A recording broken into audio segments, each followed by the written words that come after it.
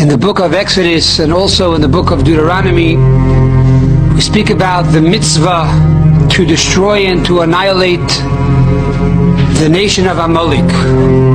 Says the Rambam in Mitzvah 188 and also 189 and also in Negative Commandment 59 that there's a mitzvah and a command to wipe out from among all the descendants of Esav, the descendants of Amalek, male and female, young and old. Esav, who is the symbol of all the nations, Christians or not.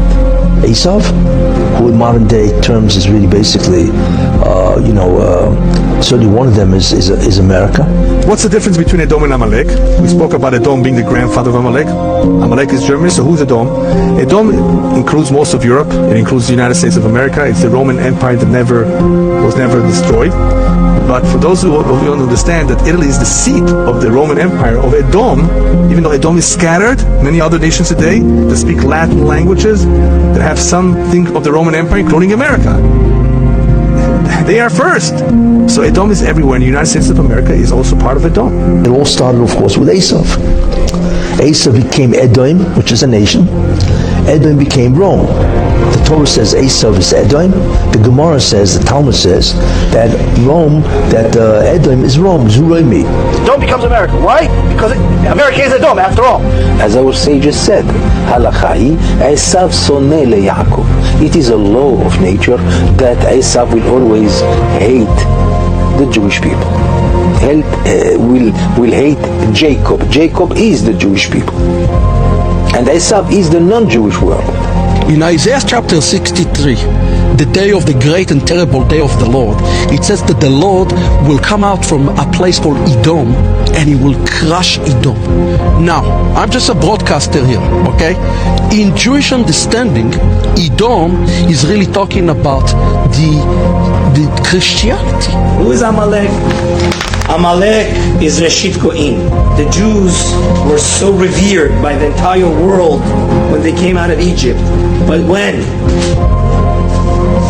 Amalek, which is the grandchild of Esav, Yaakov's brother, saw them, Amalek came and attacked the Jews. And therefore God commands us that we should never forget this. This is why the most important Torah reading of the year is Zachor. God commands Moses to tell Yoshua that he must annihilate Amalek. And this battle between Amalek, good and evil, goes from generation to generation. So Amalek, we know Hitler and Haman and all of those other gang of people that wanted to annihilate the Jews are part of this terrible gang. Because Amalek is darkness. They're the antithesis to godliness and holiness. Everything the Jewish nation stands for, if the Jewish nation stands for humility, godliness, light, they are darkness. And we are commanded to destroy this, because Amalek is not only a physical nation, it's a spiritual energy. It's a negative force of darkness. It's mitzvah from the Torah. One of the 613 commandments is to remember to erase the nation of Amalek, the memory of them even, not only physically to erase them from the face of the earth. Anything that reminds us about them is mitzvah to dismiss and to erase it from the face of the earth. Hashem said to King Shaul, now it's time to destroy Amalek. Don't leave one survivor. Destroy the entire nation of Amalek with their animals, everything that is owned by them. No Jews are allowed to enjoy from it. Do not leave any memory from them. Hashem say, do not have mercy on the children. Kill all their children also. Why? There's no difference between them and their children. In 10 years from now, these children will attack you on the way.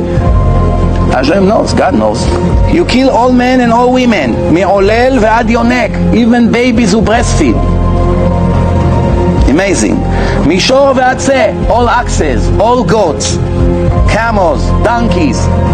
Don't leave anything, any memory from this filthy nation. Why are the nations, why are the green? The idol worshippers.